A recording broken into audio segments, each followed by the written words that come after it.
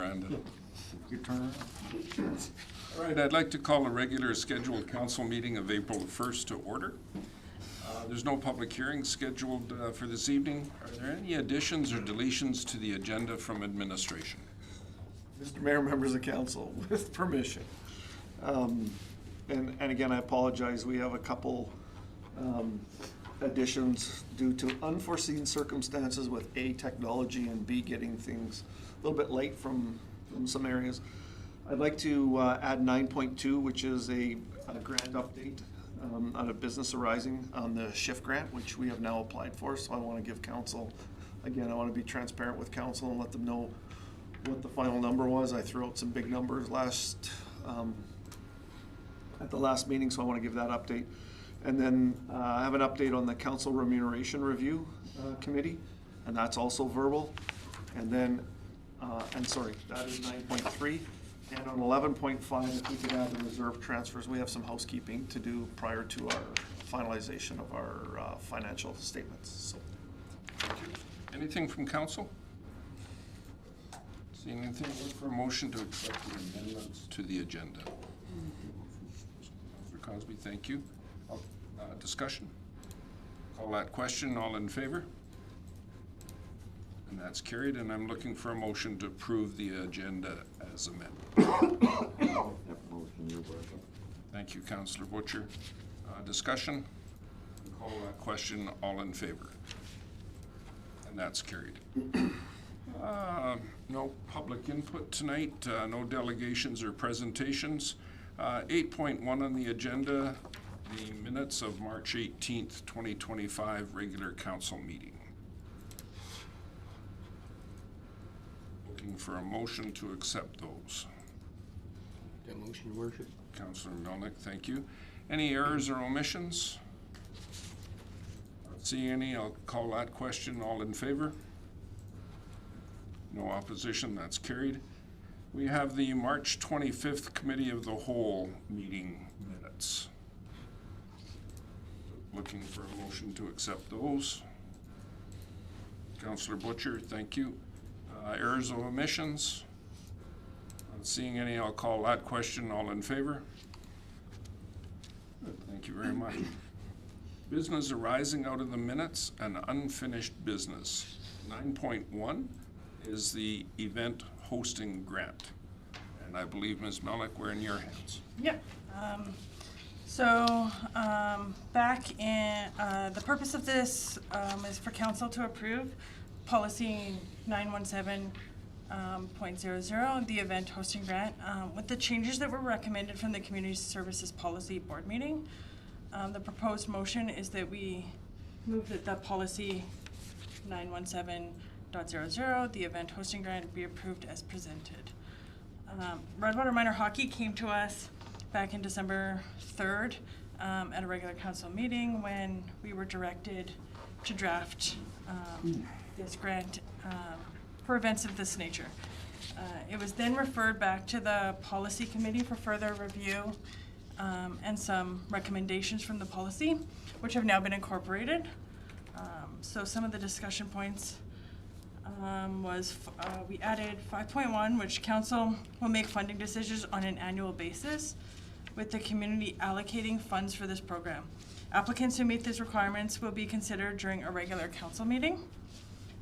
6.2, we removed the 250 attendees because it was mentioned that it might be too restrictive for things that might not be a complete sports team.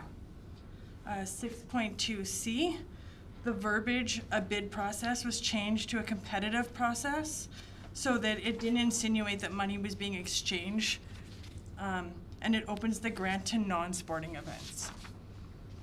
6.5B, we defined fundraising event to provide context which included a maximum amount of revenue that could be made. In addition to the recommendations from the Community Services Policy Committee, administration has the following recommended additions, which is to update the name from the provincial hosting grant to the event hosting grant for consistency. The change recommended by administration ensures eligibility for events beyond the provincial level, such as federal, and maybe even bigger, and allows for non-sporting events to qualify. Item 5.1 was updated to include the ability to decide on an application during a special council meeting. Administration believes that it is important to accommodate any items that may occur during the summer break. Item 6.2F stipulates that the event agenda must occur over multiple days. One-day events would not be applicable for this grant. And item 6.5A, to expand on to provide event specifications and some of the verbiage we just took out of the proclamation policy. Additional options for council's consideration and discussion would be removing the $10,000 profit limit as an eligibility requirement. Council may wish to remove this to find out if, are we actually doing this to attract larger scale events to the town? Or are we providing financial support for organizations hosting these events? Removing the profit limit will allow community groups to generate necessary revenue for their sustainability, while still benefiting from the grant support. The key question is whether profitability should impact eligibility, or should the focus remain on encouraging events that enhance community engagement and economic activity. 2, specifying strategic plan priorities instead of general references. Currently, the policy references the strategic plan. Council may consider listing specific priorities to provide clear alignment as discussed by the community services policy. However, administration recommends maintaining a general reference to avoid requiring any updates if the strategic plan was to change. That way we don't have to keep updating everything and all at once. Some of the financial implications, a maximum of $1,500 per event would be available, and moving forward, this amount could be included in the budgeting process. There would be additional staff time required to manage communication and review of the applications. Some of the external impacts would be that nonprofit organizations would feel supported by the town within our community. Strategic alignment, it would align with our service excellence. The service excellence commitment aligns with the provincial hostings grant by ensuring high quality essential services and provide support and enhancement experience of our residents, businesses, and our visitors. The grant would help facilitate events like provincials, which contribute to the community's well-being, fostering a sense of pride and engagement while improving overall quality of life. And it also aligns with our destination of choice and affordable community. The destination of choice and affordable community initiative aligns with the provincial hosting grant by supporting events that attract visitors and boost the town's appeal as a preferred destination. Hosting provincials can bring in athletes, spectators, and other participants, creating economic opportunities and enhancing community pride. By providing a grant to support such events, Redwater continues to promote itself as an affordable and vibrant place to live, work, and visit, while offering valuable experiences to residents and visitors alike. And that's all I have. Thank you. Do you have anything to add, Mr. Van Peel? Yeah, Mr. Mayor, I would like to add, and this is a shout out to the staff over at Pembina Place. And I link it into this whole idea of service excellence. We got a very complimentary letter. Mr. Davison and myself got a very complimentary letter from the organizers of the most recent event that sparked this whole grant application from minor hockey, and the fantastic job that the staff over at Pembina Place did in being accommodating and making sure that the event went off without a hitch. And certainly the group, Redwater Minor Hockey Association, was very appreciative. So I think it's another way that we get to showcase not just our community but our organization as well. When we host these types of events. Thank you. Council. Oh, go ahead, Councillor Olson. Thank you. The 2 points that Charity's brought forward that we should be discussing, I happen to agree with removing the profit limit of the $10,000 because you don't know. Throw a motion out there first. Oh, yeah. Okay, I'll throw that motion. I'm rusty. A couple of days off and Yeah, gotta retrain me. I'd like to make the motion that we move that policy 917.000 event hosting grant is approved as presented. please go ahead. Thank you. Now, could we just rewind the tape and look at what I said?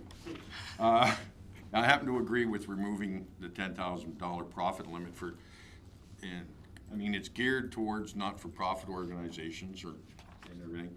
Plus, you don't know. You know, like you throw an event out there and it could just balloon on you. And, you know, you expect a couple hundred people, make a couple $1,000 or whatever. Next thing you know, you got, you know, 1,000 people running through the facility, and you end up making, you know, like 12,000 or something. So, but that would be very hard for individuals that are looking it over, you know, to say, this could make over 10,000 denied. So, but yeah, to put a limit on it. And as far as with the strategic plan priorities, I agree with the administration on this one, which is rare, but, to leave it just as a general reference, to get more specific, as they noted in the comments here, things are gonna change. I mean, every couple of years we look at our strategic plan, right? So, pretty well at least a term. So, things change, and we gotta go back and start changing policies. So. Thank you. Very well done, dear. Thank you. Anything else from council? I had a couple of points, just more housekeeping than anything, and I realize the original focus was minor hockey coming to us to ask about their provincials. And that seemed to caramelize everything into, we're doing this because of provincials, but I think the nuts and bolts of this is that we're looking for economic development of the community. And in 2.1, the second sentence, we've recorded it as being competitive events. And we may not have a competition with a large number of people visiting us. So therefore, it might do us more good to take that competitive out of there and just hosting events as a start. A little later on, there was the reference to the strategic plan. See? Yeah, E, 6.2E. The event must support at least one of the following outcomes of the Town of Redwater strategic plan. But we don't have any following outcomes. It's just the wording of that sentence seems to suggest that there should be the 5 pillars, 4 pillars, 2 pillars, whatever those comments might be. Unless I misread that.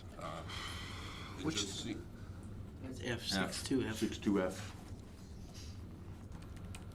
Oh, okay, sorry, I was looking at the red line copy, because I had my notes on it.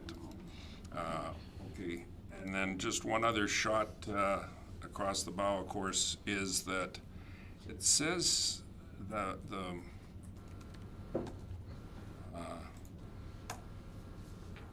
with regards to the evaluation of the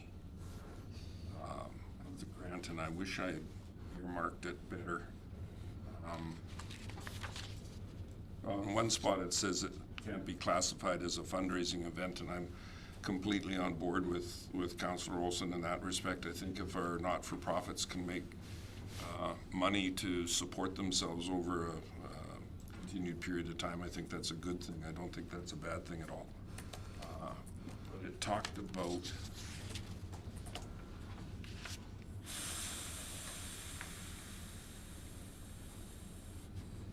yes, 5.2, very last sentence. Administration will inquire about the status of submitted applications. I just don't understand what that actually means, and I'm looking for some help with that.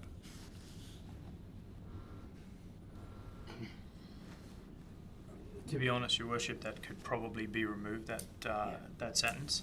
And just backing up a little bit to your 6.2F, would council be happy if we remove the word following? So that way it reads, the event must support at least one of the outcomes of the Town of Redwater strategic plan? Would that be okay? I think that's where it is. I think it's just wordsmithing. I don't think it's the intent at all. I think you've covered all the bases. You could, where you're talking about it has to be a couple of days,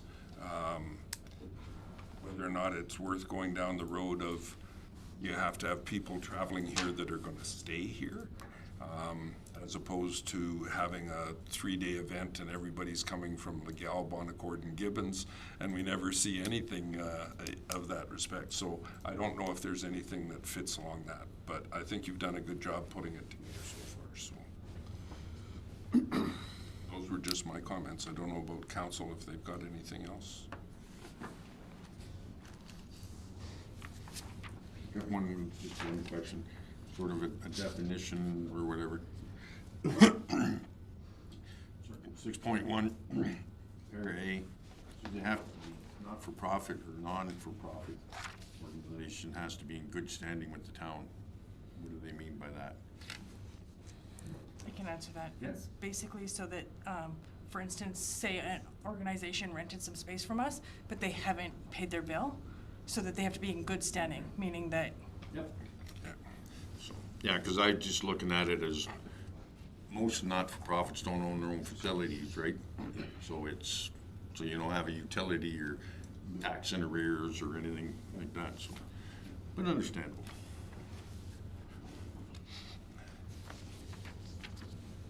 I'm wondering if council thinks some of those changes might be substantive enough that we should table this and bring it back at our next meeting for confirmation, or if you like to let it go through as it is. And go ahead, council. Fine with just the wordsmithing that's been mentioned. Clearly wipe out a sentence and change one and delete another word. The 10,000 or Yeah, well, it's not in the actual It says- clean copy. within It was just something that we had to discuss, and You're making a friendly motion to move policy 917.00 event hosting grant is approved as amended. it's amended, sir. Does that meet administration's needs? Yeah, Mr. Mayor, members of council, it certainly does for us, but I just want to be clear what the amendments are. So what I have is policy statement 2.1 in the first sentence, and it should read, in securing and hosting large-scale events, with the deletion of the word competitive. That's correct.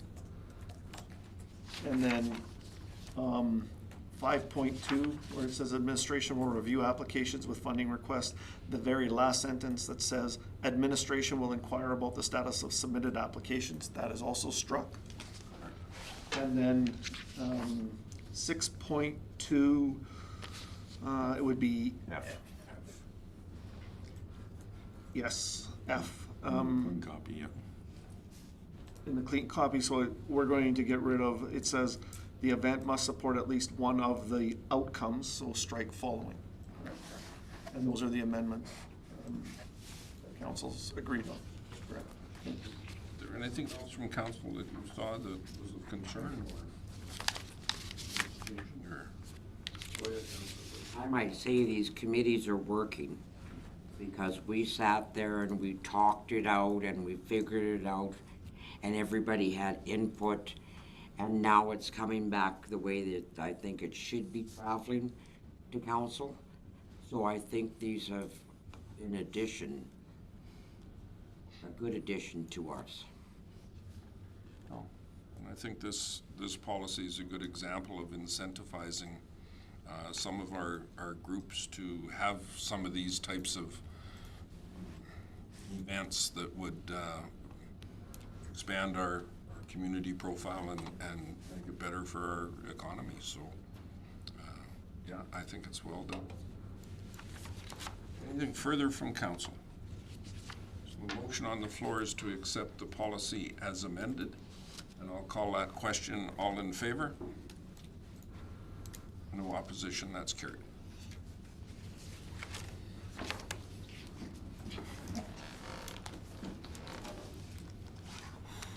Nine point two, Mr. Van Buell, I believe you want to talk to us about SHIF. Yes, thank you, Mr. Mayor, members of council.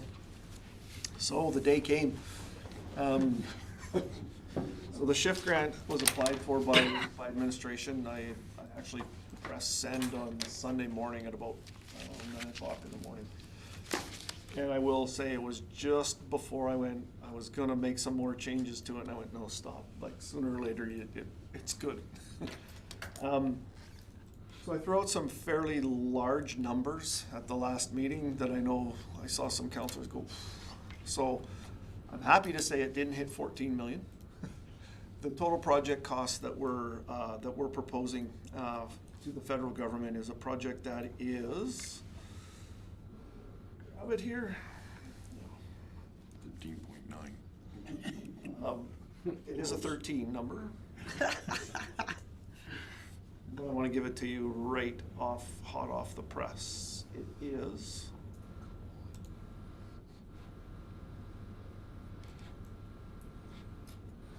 no, I lost it. It was in here.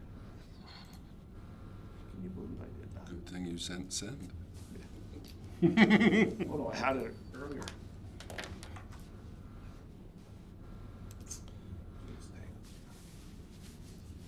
My apologies.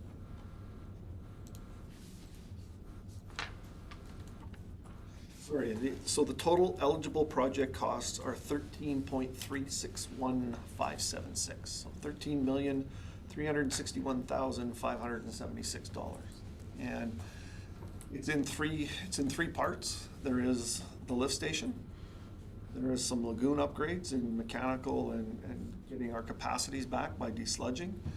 And then there is some piping collection issues. Now, originally we talked about potentially upgrading 2.4 kilometers of pipe.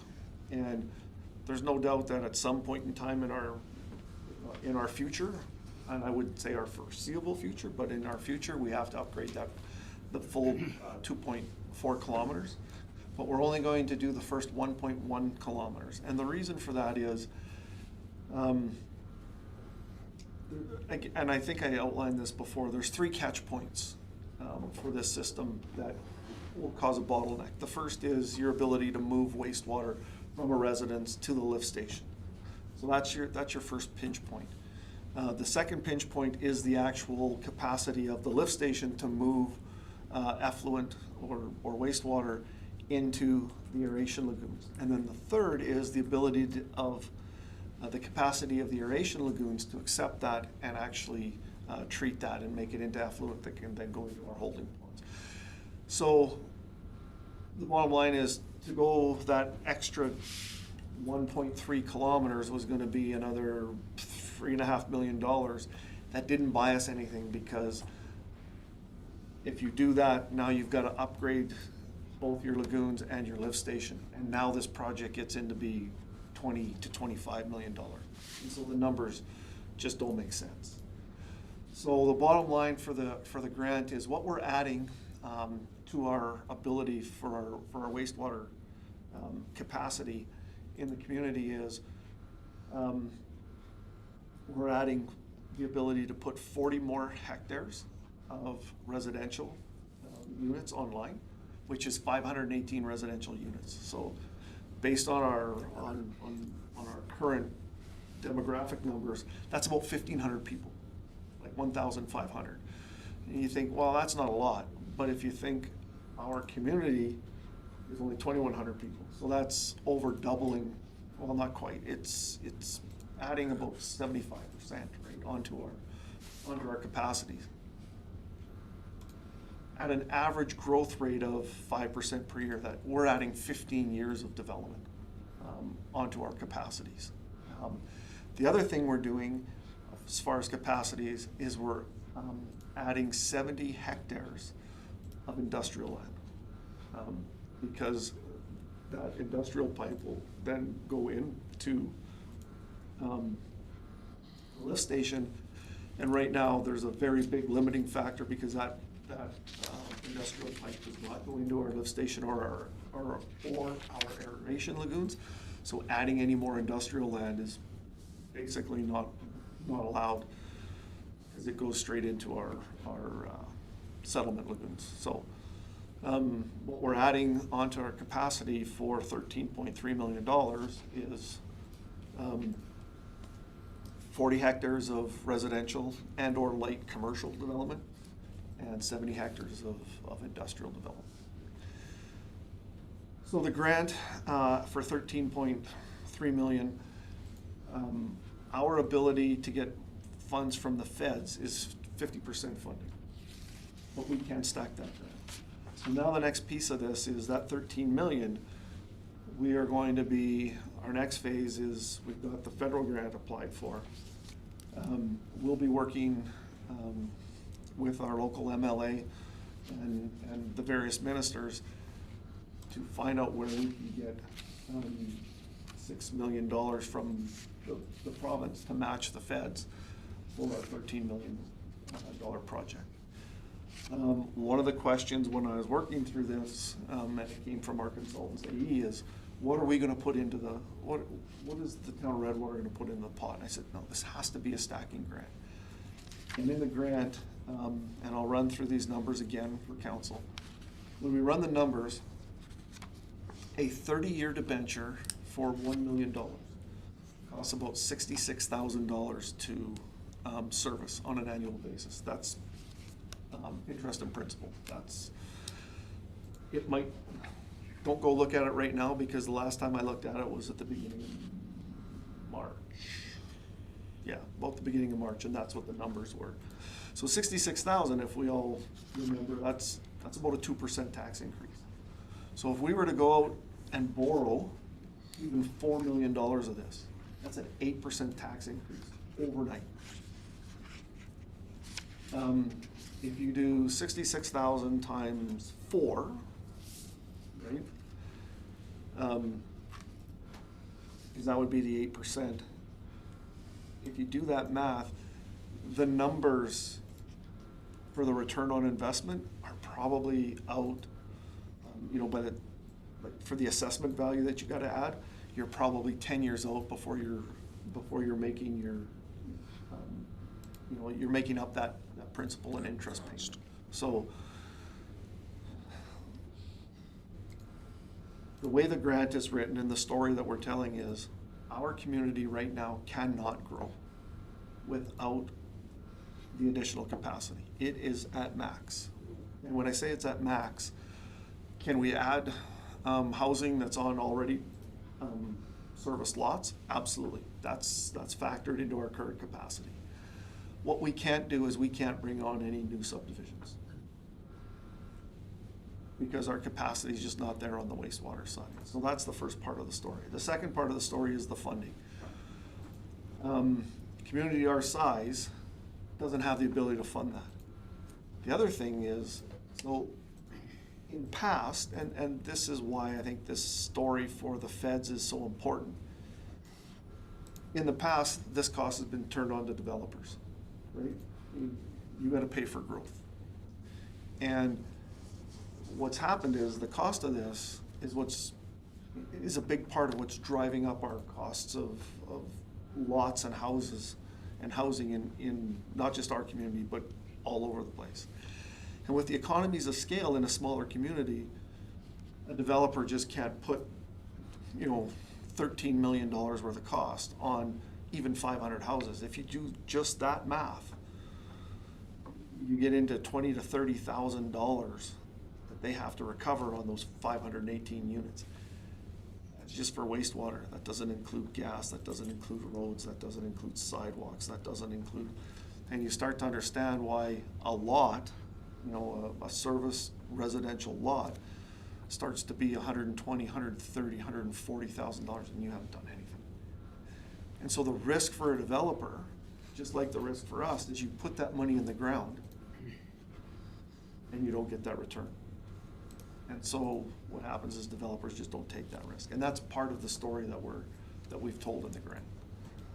So, long story short, the reason I had to go back into here is because this is how it prints, and when you read it, we've got to put it into a Word format that you can read, because when we print it off, there's no page breaks, there's no paragraphs, anything. So we've got to reformat this so that we can get it to council. But I did want to give you kind of the heads up. This is what it is. What we have said in our funding, and one of the things, as with all grants, if there's any cost overruns, they are on the municipality to pick up.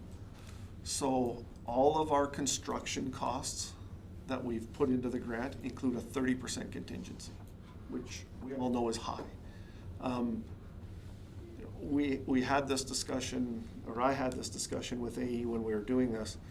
I mean, man, a lot of things have to go wrong for each of those projects to be 30% over. Like, could one of the projects hit a snag and be over that? Potentially. I mean, theoretically, all three of them could be. But that would be really bad luck on our part. So what we did say is that the municipality, through other grants, our LGFF, and the potential to borrow if we have to,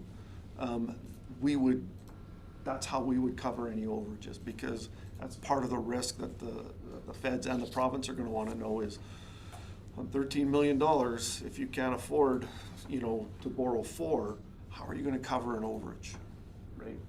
And if you think about it, on that, an overage, a 5% over would be just about 600,000, rough, somewhere in there. And through our LGFF, we do have the ability to go back and use some of our off-site levy funds to deal with some of this. It's a risk that we can probably bear financially if worse comes to worse, because we won't know if it's going to be over until after we receive the dollars. And again, when you go to tender, if the tenders are out, you can simply go, we're not doing this. Worse comes to worse is when you've started the project, you've accepted the money, and now you've got change orders or things that you've got to cover. So that's how I've put the grant together to fund it. That's the story that we're telling in the grant, why we need this money and why it's important for us to get this money. And now we'll work on phase 2, which is working with our provincial counterparts to get the second half of the funding in place. So, I know that's a long-winded kind of where we're at, but that's... More than $13 million, we'll listen. Yeah. Anything for Mr. Van Buell on the SHIFT grant? Not seeing anything.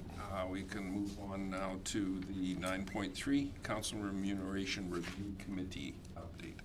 So, Mr. Mayor, just really quickly, unfortunately, we've had a committee member who's had to resign from the committee just because of time commitments that the individual has. So we're down to 4 committee members. So the question here for council is council comfortable going forward with 4 members on the committee, or would they like us to try and recruit somebody? It might stall our process. Personally, I think 4 committee members will still probably come up with good recommendations. I know that all of council's got their interview times, I think, kind of squared away. I don't think it's any surprise we probably won't have a recommendation to council by the end of the month. The committee right now is working on a time frame to have something in council's inbox by the end of May, so that they can still make a decision prior to summer break. But administration will proceed as council wishes. Councillor Olson. Thank you. I'm fine with just 4 because of the fact that to find that 5th, I mean, we had a hard time, or not we, you had a hard time finding 5. So this, to find another member to join and get caught up in the process, we may not even see anything before the election, theoretically, you know, so I'm happy with the 4 remaining members. I'm happy with 4 as well. Me too. 4 is good. 4 is better than none. Yeah. And it's a recommendation committee, so I think it's important to keep it moving forward. And you want a resolution from council? Yeah, Mr. Mayor, if I could, I think because council did, Correct you initially for well, 5. and they approved the terms of reference, so a quick amendment to the terms of reference to have 4 committee would be helpful for administration. Okay. We can make that recommendation. Jump It's all right. Discussion, the motion on the floor is that we move to 4 for the remuneration committee. Any more discussion? Call that question, all in favor? And that's carried. Bylaw Fin 01-2025, fees and charges amendment. Matthias.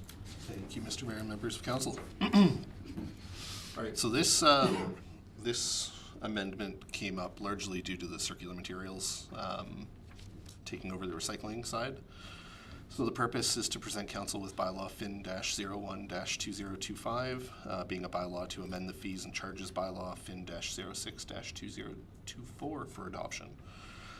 So the proposed motion is that Fin-01-2025, being a bylaw to amend the fees and charges bylaw, be given first reading. Move that the bylaw be given its second reading. Move that council unanimously agree to give the bylaw its third and final reading at this meeting, and then move that it get its third and final reading. We recommend that the adoptions of the above proposed motions. So the background: through the Extended Producer Responsibility Program, Circular Materials has taken over the recycling program for the town of Redwater. There's no longer any recycling costs incurred by the town. Therefore, the fees and charges bylaw may be amended such that the $3 recycling fee per unit per month can be removed. The base fee can be renamed the garbage base fee, as there's no longer recycling. And then just at the very end there, I squeaked in for Schedule G, the campground rentals for Pembina Place. It seems to have missed its spot on the bylaw originally, so added that in as a missing piece. So regarding the discussion, removing the recycling charge that's no longer incurred keeps the bylaw consistent with the utility billings and the charges and services for the town, and adding in the campground rental fees. It's just a clear and available reference to the services offered. In terms of financial implications, included in the 2025 budget was the income related to the recycling charges at $3 per bin, totaling approximately $31,824, less the associated costs of $42,288. GFL updated rates in 2025. They were received during the budget deliberations and included minor increases to waste and organics, with a significant increase on the cost of recycling from $1.91 a unit up to $4.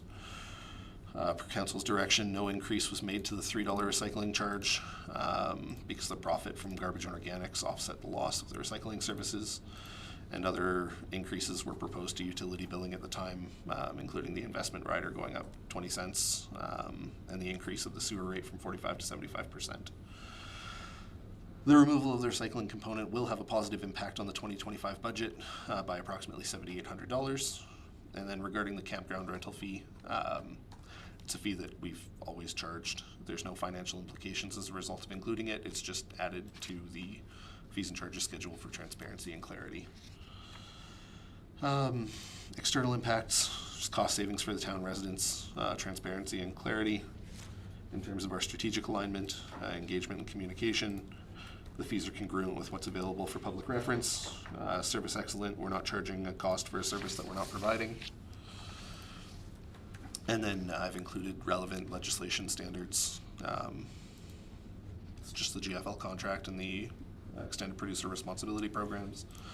In terms of a communication plan, inserts in the utility bills, we can make some Facebook communication and add things to our website. And you've got the supporting documents in the package. Thank you very much. For a motion from Councilor Melnick. I'll make motion number one, move that bylaw FIN-01-2025, being a bylaw to amend the fees and charges bylaw FIN-06-2024, be given first reading. Any discussion, council? Not seeing any, I'll call that question. All in favor? Thank you.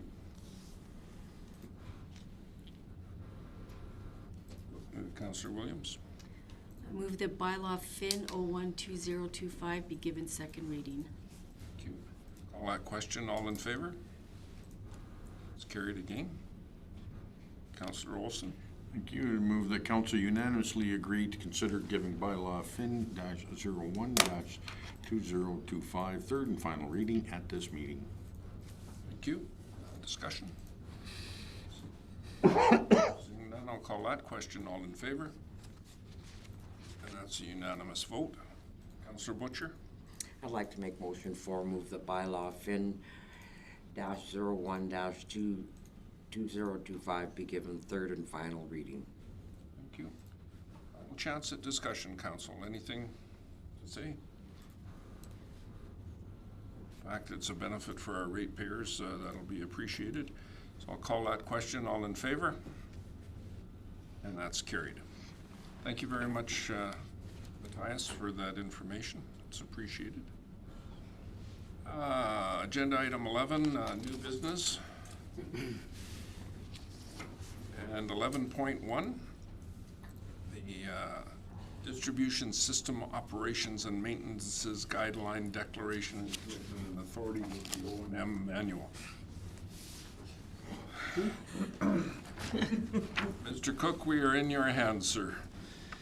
Yeah, I'd like to present a motion to adopt the O&M manual as it's revised. Actually, we had a revision just yesterday come in, so it's fresh off the press today. The motion is to be renewed at least every 3 years.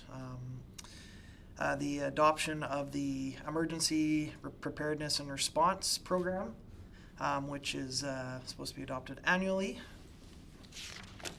The adoption of the Integrity Management Program, IMP, on an annual basis. And the adoption of the Safety and Loss Management System, SLMS, on an annual basis. And, I brought once again the O&M manual here, the big yellow book of knowledge. So, if there's any questions on any of this. Chris will be happy to find them for you. All these nice little tabs, you know. Go ahead, Councilor Butcher. If I might, Mr. Cook, I know you've done an excellent job on Making a this. motion, are you, Councilor You're Butcher? keeping us, oh, no motion yet. Well, you're making me so happy. Excited, yeah. You're making the first motion, are you? I'm making the first motion to Adopt the O&M manual as presented. Okay. Any discussion? Councilor Olson and yourself have both referenced the email yesterday that came out with the O&M amendments. And I know my question is always, do we do it? But my question tonight is, how would one of those amendments get circulated in our world? So you get one of the amendments. What happens? How do our people find out about it? So what we do is we download those documents when they're fresh off the press. We populate our books, and then what we do is we bring them up in our safety meeting, our toolbox meeting there in the morning. So we met this morning to talk a little bit about that in our toolbox and talk about some of our upcoming gas projects and how it kind of correlates. So that's kind of how we discuss those matters there, for sure. So. And I guess the overall question is, are we doing it? Yes, sir. Any further from council? Not seeing any, I'll call that question. All in favor? That's carried. Councillor Cosby? Move that the town of Redwater adopt the emergency preparedness and response program as presented. Any discussion on motion number 2? Not seeing any, I'll call that question. All in favor?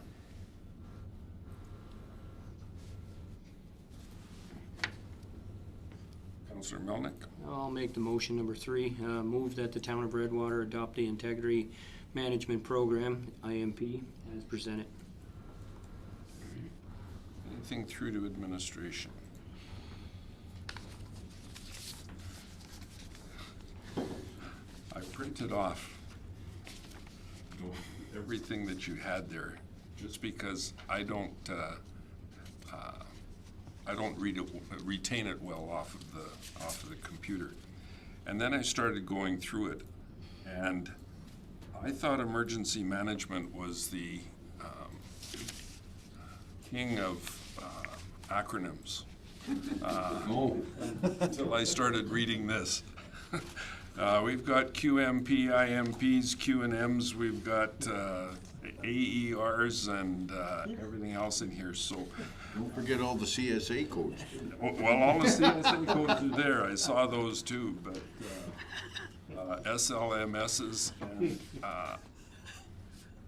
by the time I finished, I actually realized how much these pyramid each other.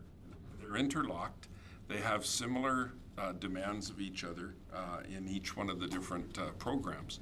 And when you sit down and you read through it, and you might not understand CSA, whatever, but it gives you an idea of what our people have to go through to keep our system working legally, I guess is the word I want to use. But that's why I asked the question, how does that information get to our people? Because that's the important. And it was a long read, but it was certainly worthwhile at the end of the day, because that was something I didn't correlate initially, that there was that piling on of information. So the IMP is the motion in front of council. Anything further? Call that question. All in favor? And that's carried. And Councillor Olson. I'd like to move that the town of Redwater adopt the safety and launch management systems, SLMS, as presented. Thank you. Discussion by council? Not seeing any, I'll call that question. All in favor? And that's carried. Thank you very much, Mr. Cook, for giving us that information for our review. 11.2, FCM Council registration, conference registration.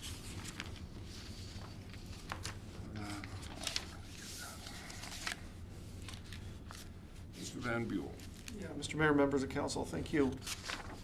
Purpose of this is simply to see council's decision on which 2 councillors will attend the 2025 Federation of Canadian Municipalities Annual Conference and Trade Show in Ottawa, which is coming up at the end of May, beginning of June.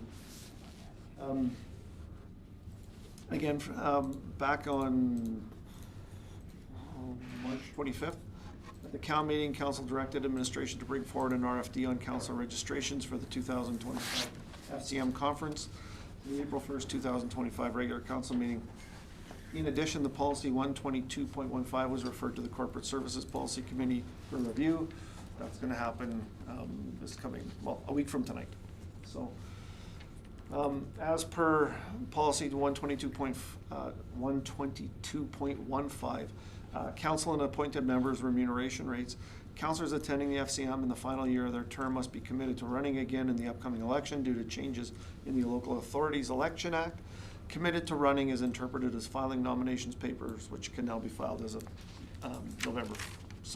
January 1st.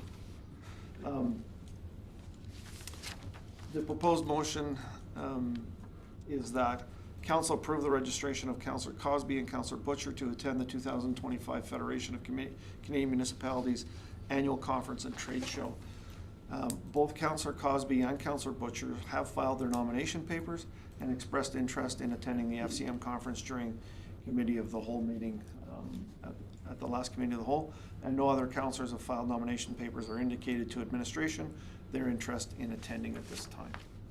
So based on that, our administration's recommendation is to carry the proposed motion and have Councillor Cosby and Butcher attend the 2025 Federation of Canadian Municipalities Annual Conference and Trade Show along with the mayor. And I will note that I am also going to be in attendance at the FCM conference.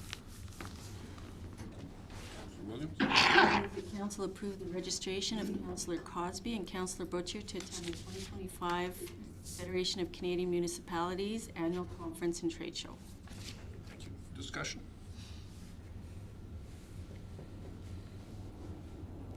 Not seeing anything? Call that question. All in favor? Opposition? Carried.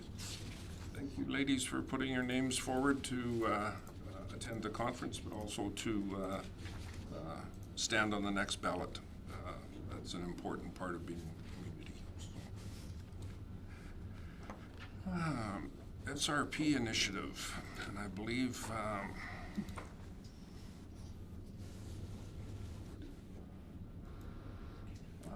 Mr. Van Buell, we're back in your hands again. Yes, thank you, Mr. Mayor, members of council. So the purpose of this is for council to approve the town of Redwater's participation in securing a grant through the Alberta Community Partnership Program for a regional housing assessment. On March 12, 2025, the mayor and I attended the SRP meeting online because we missed it.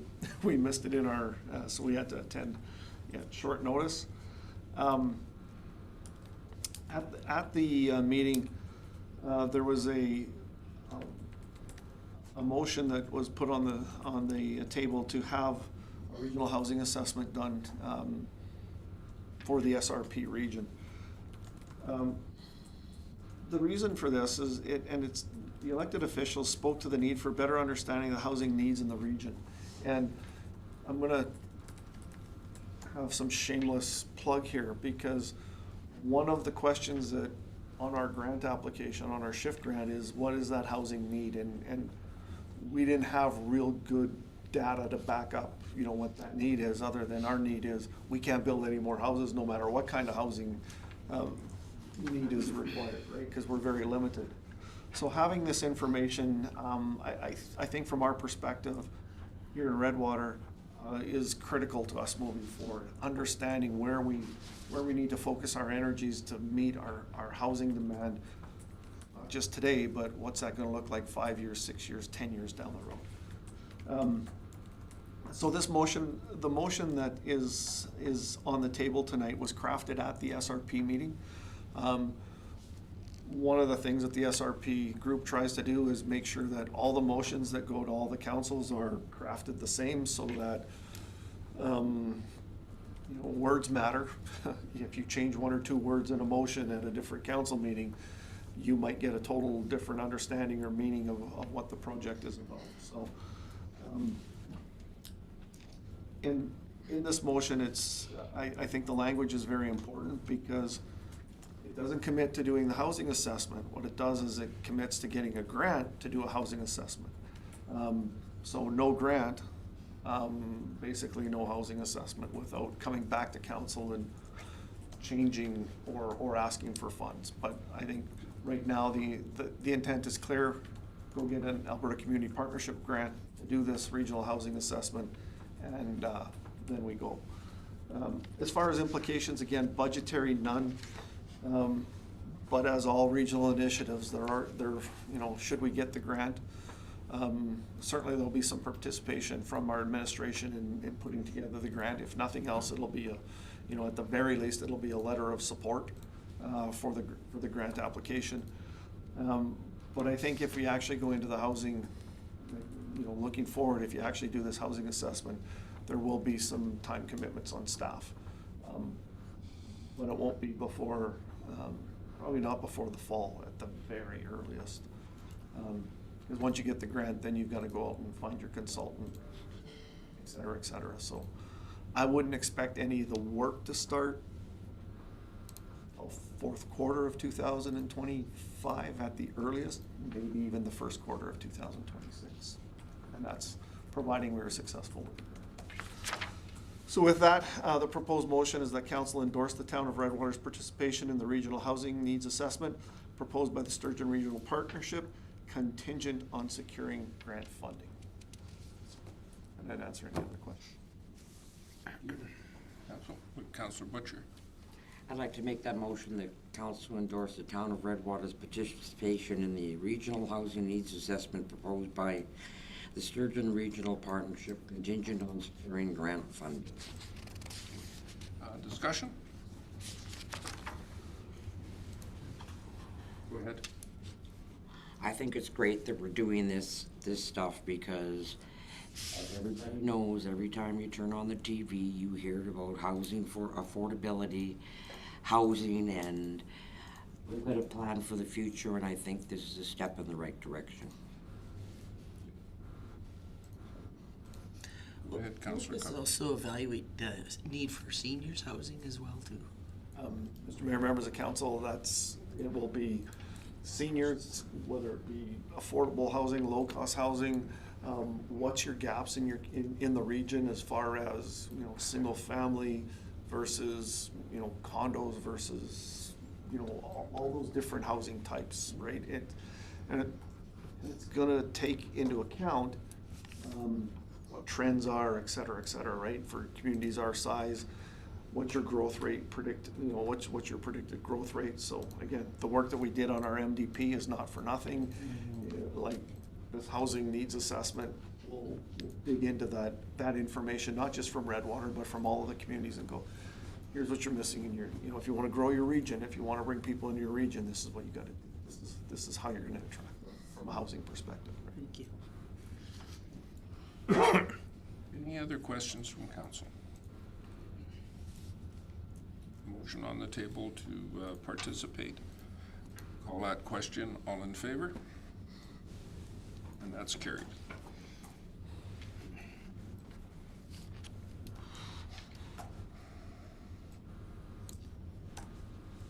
11.4, policing priorities. Van Buell. Yes, Mr. Mayor, members of council, thank you once again.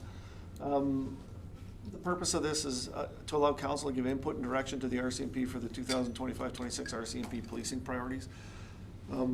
If you remember, every year Sergeant Deanne comes, makes a presentation to council. This year he fell behind a little bit. He gave me the email yesterday, and I said, hey, I can get you on the agenda on the, well, I said the 18th, but it's really the 15th. He goes, well, if we could do it quicker, they're into their new fiscal year already. So, and if we remember, last Tuesday, the RCMP hosted a town hall meeting for Redwater and Thor Hill residents.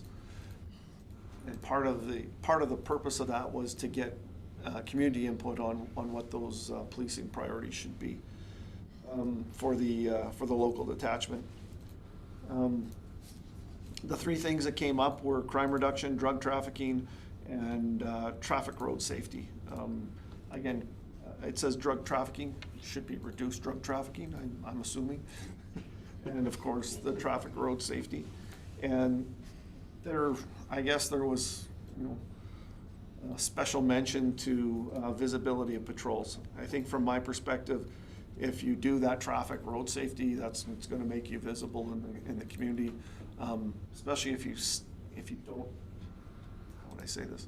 If you don't stay on 28, 38, if you do those patrols in your more rural areas, you'll get that visibility from the RCMP.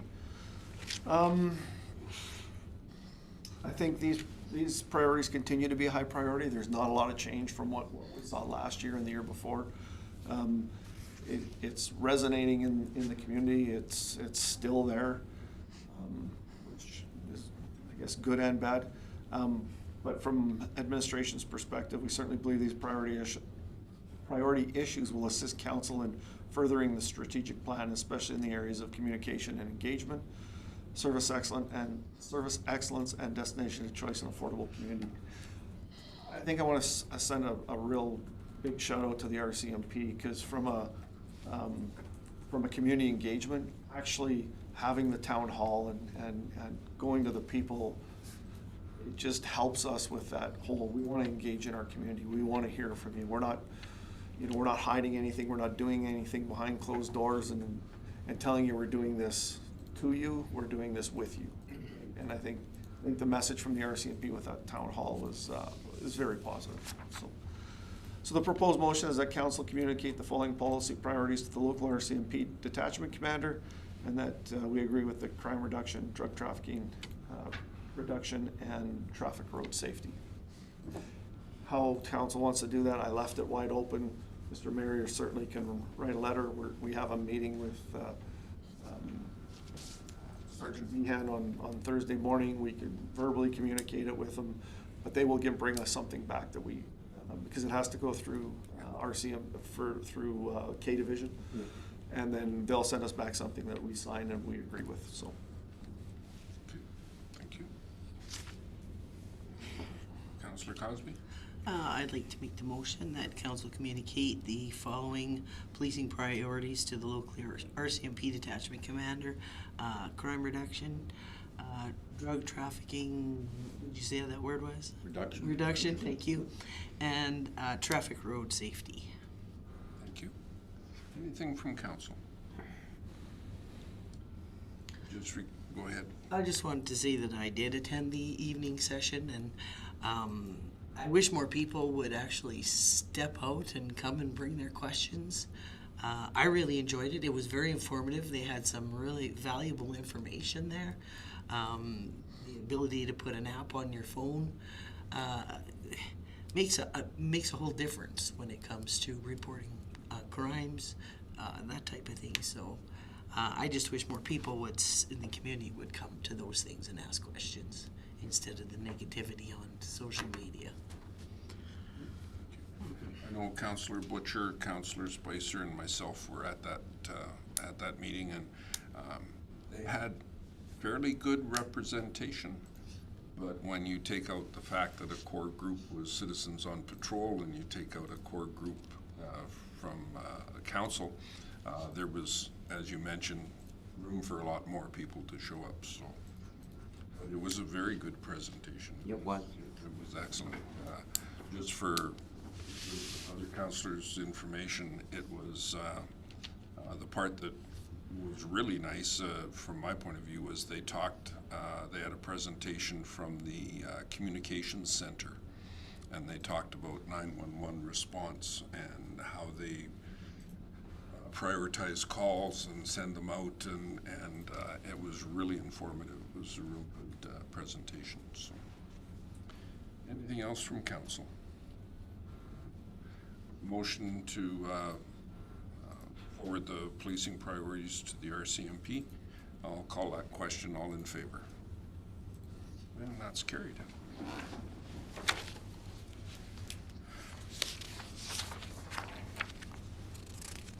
I believe distinctly we're all the way down to reserve councillors. Mr. Mayor. Yes. Before we go on, can I ask for a 5-minute recess? Sure.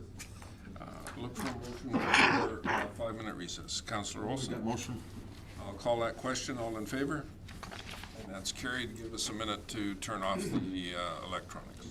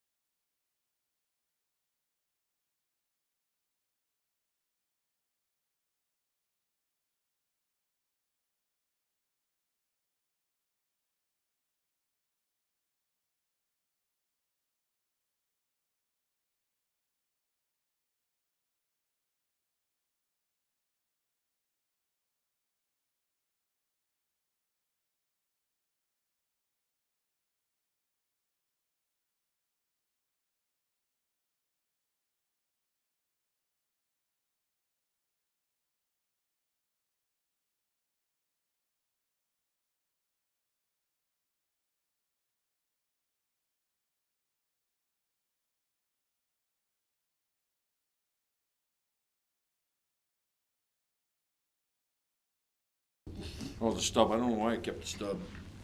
I'd like to call us back to order, and we've gotten to 11.5 on the agenda, the reserve transfers. And Ms. Tingley, we're in your hands. Thank you, Mr. Mayor, members of council. So the purpose of this RFD is to go over the reserve allocations out of the 2024 per the 2024 budgeted reserve transfers. So the proposed motion outlined on Schedule 1 itemizes the reserve transfers. Again, these were included in the budget for 2024. With discussion with Mr. Van Buell, as this is something that is budgeted, this is more of a housekeeping item. The only significant changes compared to budget, there were slight differences in the UCI transfers because it's budgeted based on estimates, and we're transferring the actuals. Significant one here would be for fire, so that's the sales less the vehicle expenses. We budget a very small amount there because we never know year over year what we're going to see. And the lease building as well, it was our first full cycle of that rental building. So the lease building is the rental income from the leasehold properties less the expenses to operate the lease building, and that's transferred into a general reserve account, like general building maintenance reserve account. And this is something that we will visit when we discuss our reserve policy at our corporate services committee meeting next Tuesday. So I've outlined some background on all of the reserve transfers so you have some more context to the proposed motion. So this will, to try not to get too into the weeds with how the reserve transfers work, and this is going to be something that over several meetings, once we have the audited financials, I want to do a little bit more of a dive into what it means to have a restricted versus an unrestricted surplus. So once we see the financial statements 2 Tuesdays from now, following in the April COW meeting, I'm going to go over just some kind of general points to hit for or how this ties into our financials. So what we're doing here is we are transferring out of our unrestricted reserve into our restricted reserve. So this is all earmarked for future spending. So the restricted reserve balance, assuming that this motion is approved, will be $2,462,635. So Schedule 1 shows our current position at December 31st, 2024 prior to these adjustments. With the adjustments outlined, the 548,000 reserve transfers, and then that ending restricted reserve balance. Schedule 2 then carries forward with what the total is, the adjusted total is at December 31st, 2024. I've incorporated I apologize, it still says 2024 on this leach year, but it's actually the 2025 budget operating, capital, and additions to these reserves, and then a projected balance at December 31st, 2025 on Schedule 2. And you'll see the trend here in 2025 trending down with those reserve transfers in, and that just highlights the importance of continuing to add to these reserve accounts as we are utilizing them to fund, it's been a day, to fund both our operating and our capital. And this concludes my RFD. Anything else, Mr. Van Buell? No, I think, and again, we're going to tweak this, I guess, is probably the best way to put it as we go forward. And the reason we call this housekeeping is because for the most part, council's already approved these in the 2024 budget, right? All of our reserve transfers. I think, the explanation about, which ones? Our UCI. Because it's not, it's estimated based on our rate, but it comes in based on our sales. One of the things is that we need to clean up in our reserve policy is how that translates into our budget, so that we don't have to do this.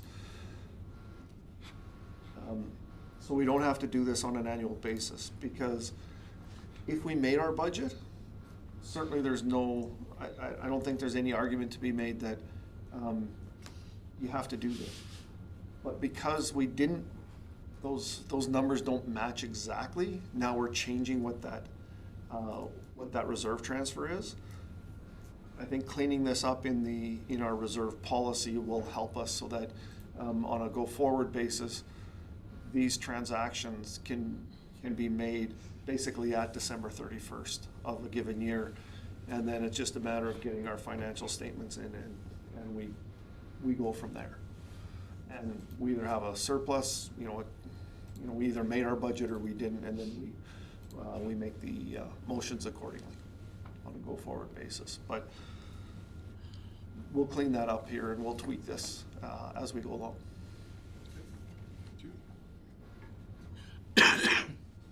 Council. Councilor Olson? We move that the budget reserve transfers as shown on attached Schedule A be moved to the following restricted reserves. Administration, 35,000, lease building, 35,719, fire, 32,302, streets of 74,361, water and sewer of 9,470, cemetery of $400, economic development of 13,700, Pembina Place for 110,000, gas is 237,477 for a total of 548,520. Thank you. And that was Schedule 1, right? Yes. Okay. Discussion? Go ahead, Councilor Olson. As you alluded to, I think most of the looking at, they're all in a policy anyways. Anything from the fire goes to fire, perpetual care goes, so. I think the one that's missing is the one for the UCI. Yeah. Right? Because if we just change it so it just kind of a little bit more open-ended, like the policy could state the transfer is equal to whatever the total is like per year, like the actuals. If we just kind of clear up the language there, because it's per bin and we don't know, or per user, whatever that utility is. So there's always fluctuations year over year. It just makes it more transparent. Something to look forward to the next Tuesday. Any further discussion on the reserve transfer? Not seeing any, I'll call that question. All in favor? And that's carried. Any reports from council? Correspondence and information items, just general correspondence. We have a notification of adjacent landowner, and I would assume that is because we have a right-of-way on the property for a sewer line. And sorry, Mr. Mayor, members of council, we also own an adjacent property. Oh, okay. So Yep. that is right by the Rosatera development. Yes. And those two properties that are in I guess that'd be the northwest corner. We own both of those properties, so we fall within the notice area. Okay. Bad with yourself.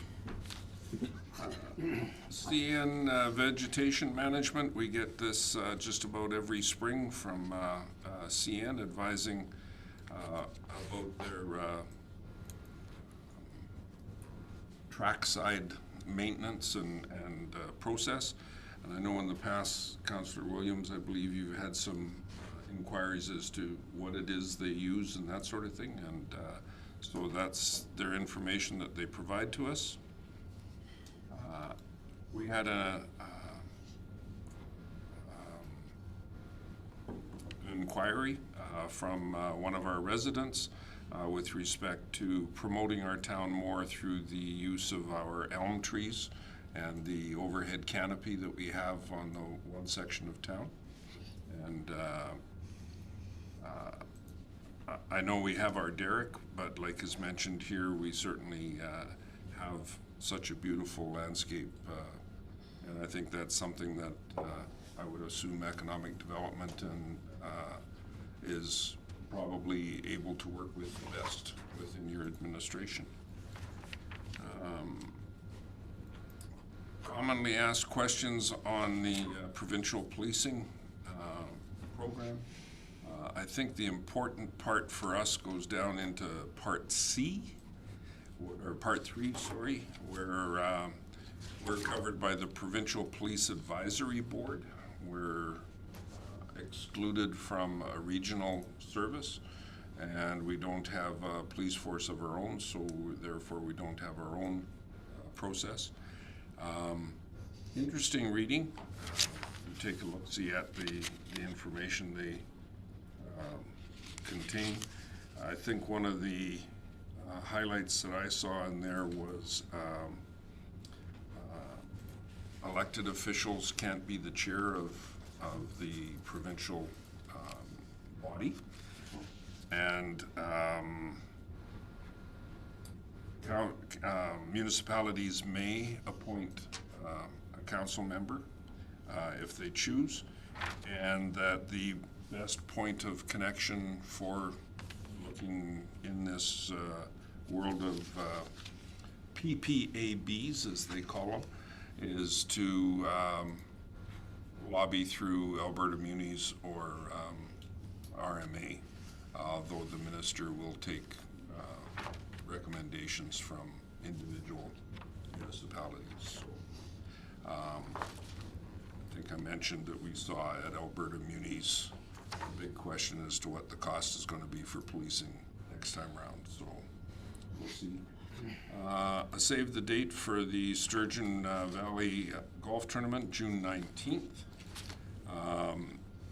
Bruderheim Deutschland Days, October the 18th. An interesting one, considering Mr. Van Buel's presentation on the SHIFT grant, the Provincial Priorities Act information from the minister and the fact sheet. Interestingly, we do not have to notify the provincial government that we're applying for any federal funding. It's just once we are approved for the federal funding, then we have to get the province's permission to use the federal grant. So we're taking a little different approach. We've made sure our MLA is up to date with respect to it. And our MLA and both of the MPs that were in this area will be getting finalized copies of the grant moving forward. So if you haven't looked at the Provincial Policing, the Provincial Priorities Act, it is interesting. It has some twists to it. So, Yeah. the fact sheet for the Priorities Act. Questions from council on any of that? Looking for a motion to accept it for information. Make a motion. Councillor Melnick, thank you. Call that question. All in favor? That's carried. No communication with action required. And we're looking at 14.1, a motion to close session. Councillor Olson? Make motion to go into closed session. Thank you. Call that question. All in favor? It's carried, and we'll just take a minute for the electronics.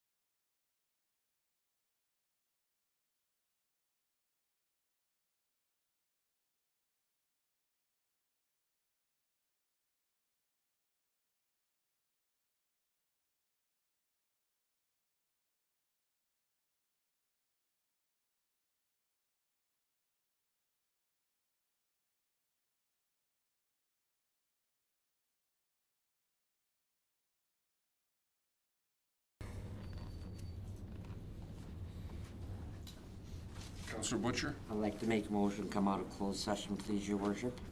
Thank you. Call that question. All in favor? That's carried. We have motions out of closed for tax roll number 002-10950. Counselor Melnick, thank I'll you. make the first motion. Move that the town enter into a 2-year tax agreement with the landowner of tax roll number 00308-337 as attached. Okay, yeah, that's fine. Discussion on that? Do you want me to do them all as one or do? No, one at a time is, I think, what they're looking for, so.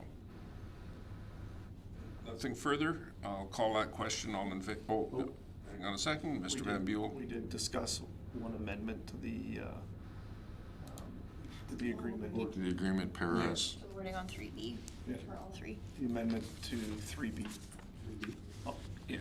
So your motion is to move the 2-year modified 2-year tax agreement? Yep. Okay, thank you. Call that question. All in favor? Thank you. Motion number 2. Go ahead, Councillor Williams. I move that the town enter into a 13-month amended tax agreement with the landowner of tax roll 001-02462 as attached. Thank you. Any discussion? Call that question. All in favor? That's carried. Councillor Olson. I'll make a motion that the town enter into a 33-month modified tax agreement with landowner of tax roll, excuse me, number 00210950 as attached. Thank you. Discussion? Seeing any, I'll call that question. All in favor? Thank you. Councillor Cosby? Motion to adjourn, your worship.